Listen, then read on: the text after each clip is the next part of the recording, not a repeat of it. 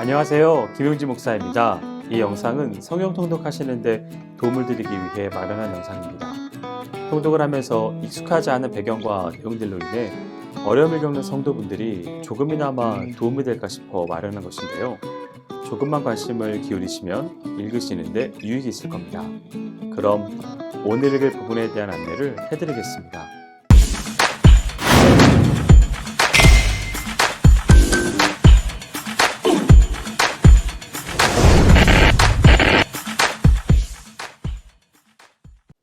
오늘 읽을 본문은 열왕기상 8장과 역대하 5장입니다. 지극한 정성과 열의를 쏟아부어 건축한 성전이 마침내 완공되었습니다. 열왕기상 8장은 그 성전의 낙성식으로 드려지는 봉헌제사에 대하여 소상히 기록하고 있습니다. 1절에서 11절은 모든 것이 훌륭하게 완공된 성전에 법궤, 즉 하나님의 언약궤가 마침내 안치되는 장면입니다. 그리고 법궤가 안치되자 하나님께서 성전을 받으셨음을 의미하는 여호와의 영광이 성전에 가득 차는 장면입니다. 따라서 이 법궤 안치식은 성전 건축에 있어 정점이라 할 수 있는 것입니다. 사실 법궤는 이스라엘이 광야를 유랑하던 어려운 시절에 백성들이 겪는 고통과 기쁨 등의 모든 경험을 같이 나누신 하나님의 임재를 나타내는 것이었습니다.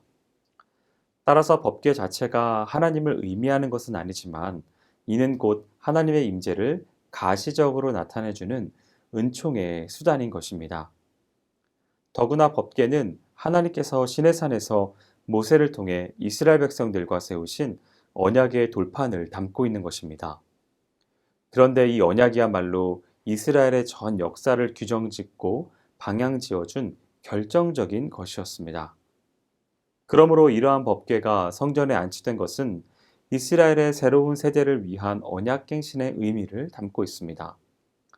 즉 장막과 달리 고정된 장소의 붙박이인 영구적 건물인 성전에 과거 성막에 안치하였던 법궤를 안치한 것은 이제 이스라엘 민족이 달라진 환경에서도 역시 하나님의 언약을 좇아 살겠다는 새로운 결단의 의식인 것입니다. 다시 말해서 이스라엘 민족에 있어서 법궤란 곧 저들의 모든 삶과 역사가 하나님의 언약에 달려있음을 상기시켜주는 표상물인 것입니다. 12절에서 21절은 성전에 법궤를 안치한 후 성전에 가득한 구름과 여호와의 영광을 본 솔로몬이 이제 하나님께 성전이 연락되었음을 확신하고서는 감격에 겨워 하나님의 섭리와 은총에 대하여 찬양하고 있는 부분입니다. 이러한 솔로몬의 봉헌사에서 두드러진 것은 인간의 역사를 친히 주장하사 그 가운데서 한 인간과 시간과 장소를 주권적으로 선택, 사용하시는 하나님의 섭리를 고백하고 있는 점입니다. 사실 이 같은 하나님의 섭리는 인간의 사고로는 도저히 설명될 수 없는 것입니다. 그러나 이러한 하나님의 섭리야말로 성도들로 하여금 자신의 삶 배후에 도저히 합리성만으로 설명해낼 수 없는 더 깊고 오묘한 하나님의 손길이 작용하고 있음을 깨닫게 해줍니다. 그러기에 솔로몬도 이를 깨닫고선 오직 하나님께 감사와 찬송을 돌리고 있는 것입니다. 물론 우리는 이러한 하나님의 섭리를 숙명론 같은 것으로 이해할 수는 없습니다.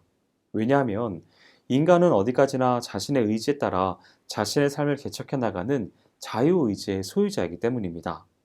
따라서 자신의 삶에 대하여 전적으로 책임져야 할지는 하나님이 아닌 바로 자기 자신이 됩니다. 우리가 인간의 죄악에 대하여 그 책임을 하나님께로 돌릴 수 없음도 바로 이 때문입니다. 그렇지만 이 같은 사실에도 불구하고 인간의 전 삶과 모든 역사를 주장하고 계시는 하나님의 주권적 섭리는 여전히 부인될 수 없습니다. 바로 여기에 인간 이성의 한계가 드러납니다. 그러므로 우리는 본 단락의 솔로몬처럼 하나님의 섭리를 겸손히 인정하는 가운데 그분께 자신의 전 삶을 의탁할 수 있어야 할 것입니다.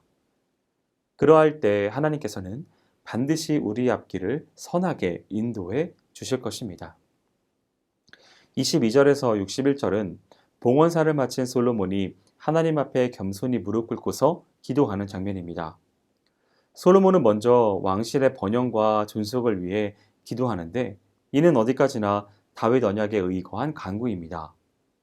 그러고선 자신과 백성들이 기도하면 하나님께서 반드시 들어주기를 바라면서 백성들을 위하여 특별히 기도합니다. 즉 솔로몬은 서원, 전쟁, 온갖 재해 및 포로 생활 등 이스라엘 백성들이 지금껏 겪어왔거나 또한 앞으로도 겪게 될 모든 재반 사항과 관련하여 하나님의 긍휼을 간구한 것입니다. 그런 뒤 솔로몬은 다시금 자신과 백성들이 하나님께 기도할 때 응답해 주시기를 간구합니다.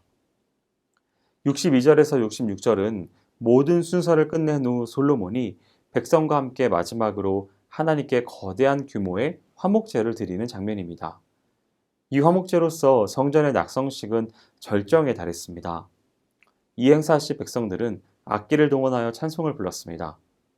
또한 이 축제 기간에는 이스라엘 전국에서 백성들이 구름같이 몰려와 하나로 어우러져 공동체의 하나됨을 흠뻑 누렸습니다. 역대하 5장은 솔로몬의 성전 봉헌과 관련한 내용을 담고 있습니다. 따라서 오늘 열왕기상 본문과 연결하였습니다. 1절에서 10절은 성전의 언약궤를 안치시키는 대목입니다. 언약궤를 안치시키는 행사는 온 이스라엘 회중이 참여하여 각 지파 간의 일치와 신정 통치 국가의 기반을 다지는 중대한 의미를 가지고 있었습니다. 왜냐하면 언약궤는 하나님의 임재를 상징하는 것으로 하나님께서는 바로 이곳에서 당신의 백성들과 만나시겠다고 약속했기 때문입니다. 본서 기자가 본 단락에서 언약궤 안치에 대해 비교적 자세히 기록한 것은 이스라엘 백성들과 함께 하셨던 하나님의 임재와 은혜를 드러내기 위한 것이었습니다. 우리는 본 단락에서 솔로몬이 하나님께 드려진 물건들과 성물들을 다루는 태도를 통하여 성별하여 하나님께 드려진 것은 결코 다른 용도로 바꾸어서는 안 된다는 것과 지성소 안에 언약궤가 안치된 뒤에야 비로소 진정한 의미의 성전 건축이 완성되었듯이 성도들의 마음속에 말씀이 확고하게 거할 때만이 참 성도가 될 수 있다는 것을 깨달을 수 있습니다. 11절에서 14절은 언약궤 안치식이 끝난 후 제사장들과 레위인들이 여호와를 찬양하는 모습과 함께 하나님의 영광이 성전에 가득 차게 된 사실을 언급한 대목입니다. 그런데 하나님께서 구름으로 임재하신 것은 성전을 연합하신다는 가시적 증표로 하나님의 영광과 위엄을 나타낸 것입니다. 이러한 상징이 백성들의 기쁨과 찬양 후에 교체되면서 언급되어 언약궤의 안치 행사는 그 절정의 순간을 맞이합니다. 한편 본 단락에 나타난 여호와를 찬양하는 모습은 열왕기서에 기록되지 아니한 부분입니다. 열왕기서에서는 법궤를 성전에 안치시킨 사실을 언급하고 나서 솔로몬의 기도와 축복을 한 대목에 이어 제사 드리는 장면을 기록했지만 이에 비해 본서는 하나님의 궤를 지성소에 옮긴 장면을 기술하고 나서 솔로몬의 기도와 제사 장면들을 뒤로 미루었습니다. 그리고 본 단락에 나타난 찬양과 감사의 장면을 6장 앞인 이 부분에 넣었습니다.